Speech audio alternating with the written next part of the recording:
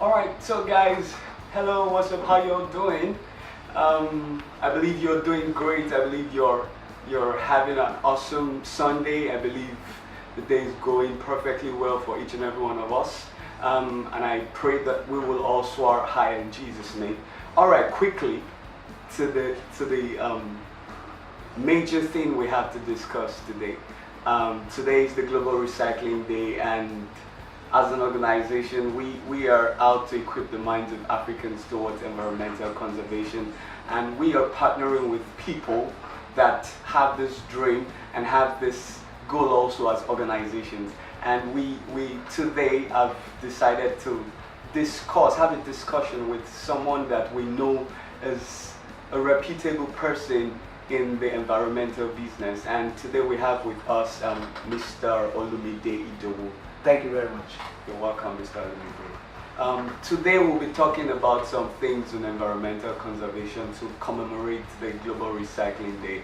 And first of all, Mr. Idowu, I would like to ask you, on your journey so far in the environmental conservation, climate change industry, what do you think is the major issue with Africa, with Nigeria in particular? What do you think is our major challenge? Yeah, thank you very much. And your question is looks like the main problem we are facing when it comes to environmental issue in Africa, in Nigeria, is just because people don't understand what's really happening. Like, we need a lot of education, yes, we need a lot of advocacy, and awareness. And people actually, they are not ready for the consequences.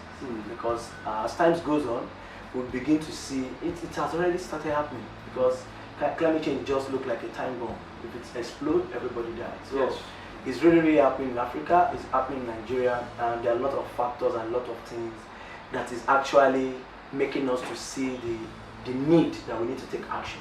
Alright, so first of all, I'd like to ask this question, which is the first thing I would like us to counter or have an understanding about.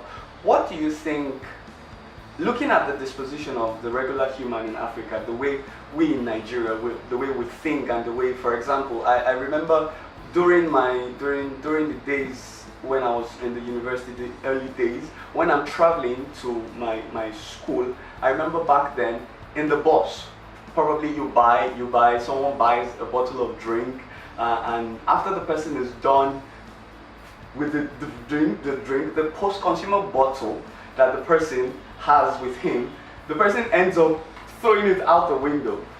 So based on that disposition, will you say that we've indulged in recycling industry sufficiently? Okay, thank you very much. I think this happened a lot. When I was back then in university, so I remember the popular gala, which it is a normal thing that we do. Yeah. And I think looking at the word recycling, it's just turning something to another thing. Yeah. And I always tell people that Nigeria is a country that you don't need to compare Nigeria with any African country. Yeah. We are more than 200 million. You can't compare us with Rwanda that's just maybe 1 point something or 12 million. And them achieving what they are achieving is because of the population density. And if you look at Nigeria, Nigeria stands a chance. Nigeria can be a case study for every country in the world if you can actually achieve almost everything we are doing. Let me quickly talk about recycling. For the past 4 or 5 years, we begin to see the need whereby we need to start recycling. And we found out that some companies have started doing it, even though when they started it was a lot of big challenges. And let me let you know that most of the companies that actually doing this kind of PET bottles and stuff, they're also looking for a way to make sure that their bottles are being recycled, because it's a huge market. Lagos alone is close to like 20 million. Yeah. And we still have Kano that is there, their population is very, very much also. So the word circular economy is a word that if Nigeria can be successful in the economy itself, then circular economy can also be successful. So talking about recycling in Africa or in Nigeria is something that it's not only the government, but it is both the people and the government. And how can we actually achieve circular economy when it comes to recycling? Is by having a lot of all these companies closer to the people, because we can't just have two companies on mainland and one on the island, which is going to be something that is going to be a big volume for them to achieve. So my point on recycling is that Nigeria, we are not ready. Because if we are ready, the government itself should be ready by investing more in recycling. And another thing again, for the government to get ready, it's going to meet a lot of challenges in Nigeria. Job opportunities will be available. Yes. A lot of families will not even have problem of disposing their waste irresponsibly. The environmental piece also. Yes, and people will be able to understand that this thing is now closer to them, not far from them again. And everybody will be able to understand that we can actually tap into recycling, not only PET bottles. As technology moves on, then we start going to different kind of recycling. Paper recycling, bottle recycling, PET bottles, and diverse recycling. And thank God we have a recycling company in Nigeria now, especially in Lagos, that does electronic recycling. And for us to have more of those people, we need the government empowerment, impacting. So recycling is here to stay, only if the both parties are ready to embrace it. Okay, so what you've made us to understand right now, what I can deduce is it's a two-way thing. It's not just a one-way thing whereby the government is shouting, we need to reduce, we need to reuse, we need to recycle. The government also has to lay down empowerment for organizations to go into this industry, in as much as organizations are trying to reshape the minds of Nigerians towards, okay, this is something that is going to produce this. The government also has to empower us.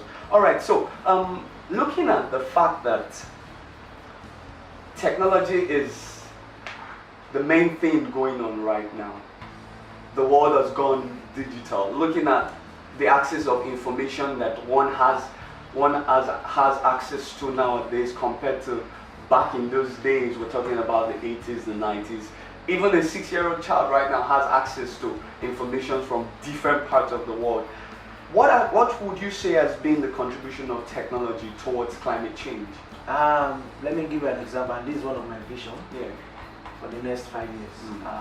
I really want to see how we can bring in climate innovation up to Africa, to Nigeria itself, because it's already in South Africa, Ethiopia, and Kenya.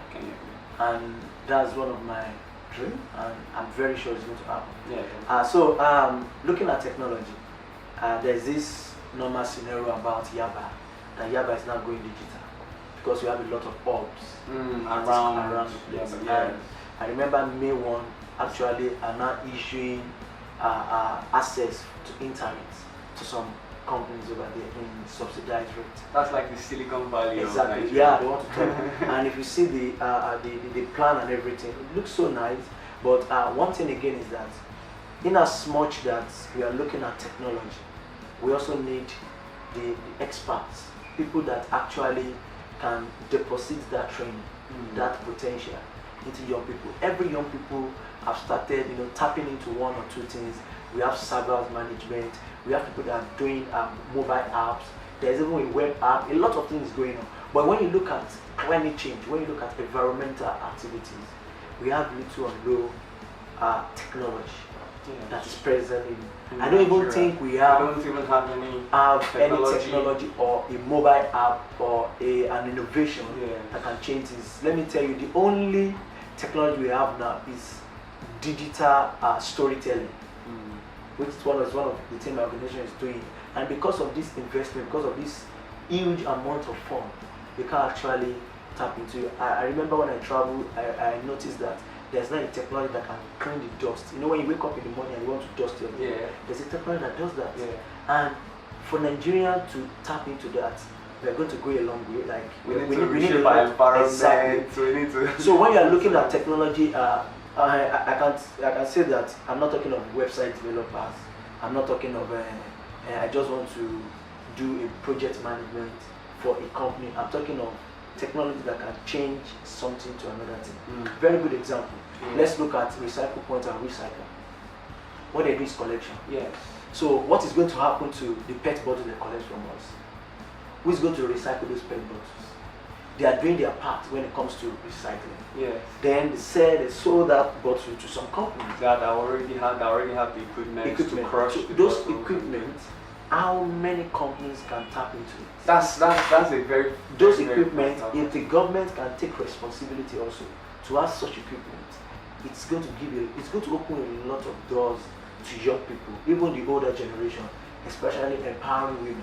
So I think what I've just said about technology is that technology is already in Nigeria. We just need to scale up to make sure that we have maximum people on ground, and also have this kind of zeal to also tap into technology. A lot of people still have issues to go to bank, to use bank accounts, because of the issue of 419 is already on their mind that I don't want anybody to dupe me or to collect my money. So the bottom line is that we need to scale up in our technology.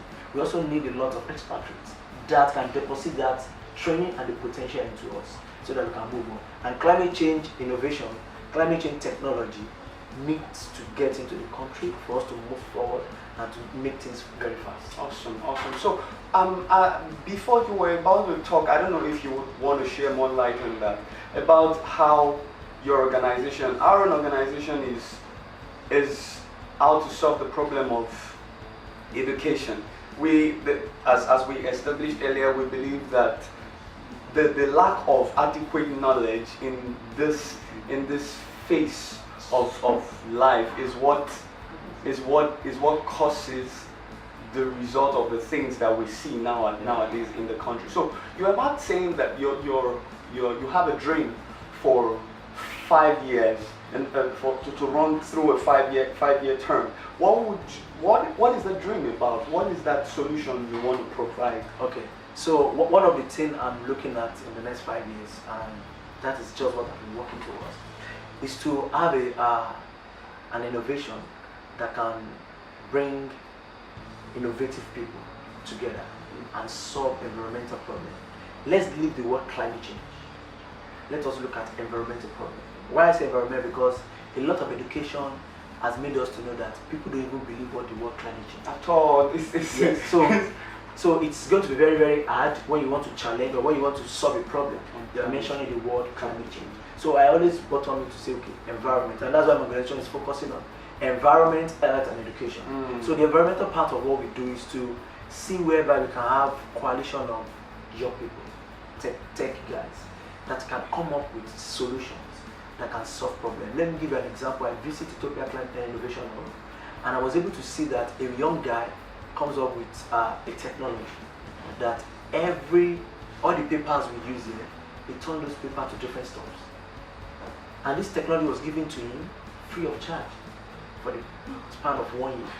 Why? Because they see the economy, they see the benefits, they see the business in it. So the organization is from India. They just told the guy that we invest into your project because we see the need. I can tell you categorically that now that Abi makes a lot of money. He's just in his final year and he's making a lot of money just because there was access for him to get an equipment. Yes, access to that equipment to produce more. And the more he produces, the more he saves to make sure that he pay up that equipment money. So my dream is to also see whereby we can have tech guys that can give solutions. You know, when you talk about environment, it cuts across pollution. Yes. Even our cars that we have, that one family makes use of 5 cars every day. We have a lot of issues. And so my idea is to bring all these people in a particular hub and start coming up with ideas. And the ideas we want to look at is not just talk. We want to move from talking to action. Awesome. We want to see whereby people make use of this technology anywhere you are in Nigeria, and the technology is able to solve the problem. And let me say this to end with this, that there's no idea that is new again. The only thing is that you cannot implement my idea the way I'm going to implement it. So what we are just doing is we want to replicate some ideas that is happening all over the world that can actually make Nigeria to work in our environmental system. And those are the things like Recycle Point. What they are doing, we can actually help them to scale up by getting them their own equipment to remote and to recycle to another product. We are looking at plastic-free Nigeria. There's no equipment to even turn our plastic to another thing. So those are the things that I'm actually looking at. Talking about plastic-free Nigeria, I can't remember the country that they banned straws, plastic straws. It's happening. We have it in Rwanda, we have it in Uganda, we have it in Kenya. Banned their own last year. No more plastic ban in Kenya. Awesome. So taking us to that point of whereby public policy can influence growth in this industry, whereby our lawmakers can bring up laws that would help us conserve our environment. We know for some political parties in for example Canada, I know of a party called the Green Party in Canada. We know that this is what that party stands for.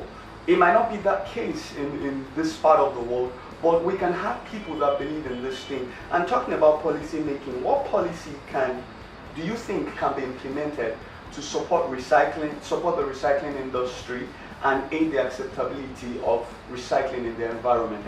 Thank you very much. I think this issue of policy, let me I'm not going to talk too much, but I'm going to give you a very good example. Let us start with LOMA. There's a policy and law that's established LOMA as an agency. Yes. Visionscape is in. Yeah.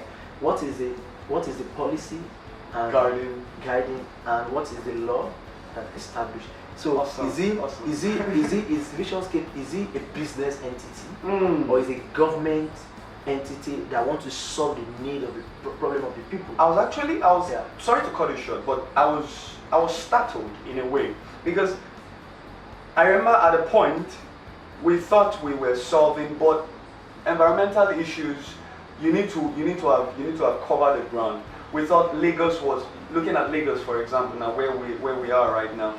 We thought we were solving the issue of waste rather. At a point, it was like waste was getting away from the system. Then Visionscape came up, and I didn't know what Visionscape was going to do. Okay, that's why I said policy, law, they are all government statements in this case. So nobody can challenge the authority to say why you bringing Visionscape in. Visionscape want to come and solve a problem, which is waste management. And so my point now is that why must it take a long time? Why don't you just have a continuity? There's no problem changing the name. Yes. But the continuity of, I will tell you that during the time Loma was in Lagos as in waste was. Yes. Lagos was. So I don't have issues with Visionscape. I just have issues with the system. We don't have issues. Yes. I just have issues with the system whereby we keep hearing we are making sure that we solve this, we solve it. But a lot of people cannot wait. Let me tell you, meningitis is coming. Different kind of disease is coming, and if we keep doing this is going to affect the women, the children. So let me give you an example. We have the climate change bill. It has entered the second reading, and I will tell you that if we can't solve that issue of policy from the lawmakers, what is going to happen to we? The only time we have opportunity to talk about policies is when they call us for the reading. Yeah. Then we make our own standard statement. So what happened to our standard statement after we left that open hearing? So it boils down to, are they really having the zeal or the pain of the people when it comes to policy? The truth of the matter, sorry to cut you short. Every human, whether in position of authority or in the lower chain of the ladder, is influenced one way or the other by the happenings in the environment. So if things set out, there's a little that your wealth or the riches you've acquired can give you solution to. When the whole world is experiencing the havoc of climate change, where is anyone going to run to? So I don't think it has to do with only the pain of the citizens, because we all are citizens. The government is government of the people, for the people, and by the people. So it's a people's thingy. Yeah. For me, I just feel that let us talk more about the problem again, because we continue to talk, and that's where we stop. So I think we should start talking about what kind of solution we are looking at the government to solve. For me, Yes. I think it is high time for the government to start doing stakeholders engagements. Okay. We need a lot of stakeholders engagement, whereby people will be able to identify their position in waste management, their position in recycling. So if I know this is what I need to do to make sure that the government achieve their will, they will start doing that. Because if we continue to complain, like a lot of pictures have been going on of waste and everything, every dump site you see, there is billions of dollars. Truth. In every dump site. Truth. But we take the pictures and we start talking about it. But somebody somewhere, a business sees the opportunity. But you seeing the opportunity as a Nigerian, the first thing that comes to your It's mind the problem. is the problem. Not These even the people are- So opportunity. I think we need to start doing advocacy awareness on how we can make sure that the government being accountable for everything they've told us during the time they are coming on board. And you say Green Party from Canada. Yes. How many of our policymakers, how many of our government Have something actually to stand for when it comes to environmental sustainability? And let me tell you, everything we are doing, there must be something related to environment. For example, everywhere we are, this heat we are in is also an environmental problem. Do you get? So we just need to start saying it, advocacy, awareness to every young person, to every woman, to every children, everywhere, to know that it is not only the government, we also have our own contribution to solve this problem. So the government needs to let us see the need for us to also contribute to the effort they want to make. So every agency that is responsible for recycling in Nigeria, in Lagos, they need to start looking at how can we engage our stakeholders. And engaging stakeholders, we already have our local government that is very close to the people. Yeah. Let's start going to do our local government advocacy. It is already there. We don't need to start setting up anything. We have the CD executives, where we have the CAC, our CAC meeting. Then we can now create what we call community action circle, whereby people sit down together to solve the issues themselves. Let me give you an instance. We need to start looking at our local resources, our immediate resources that we can use to solve the problem without us waiting a little much for the government. So it's just for us to make sure that if I know that this thing can cause havoc to me, I don't do it. Then the government will need this. They will not see the need of when I comes in, then I complement what it does. So that's what I see now, even though the government have a huge lot of work to do. So let us make sure that we make things more proper. Thank you very much. All right, so awesome. You've pointed out that we need to move closer to our local government. The government has to institute stakeholders meeting whereby the people have one-on-one relationship with the government to help solve this problem at hand. Also, Mr. Olumide, it's been an awesome time discussing on this environmental issue with you.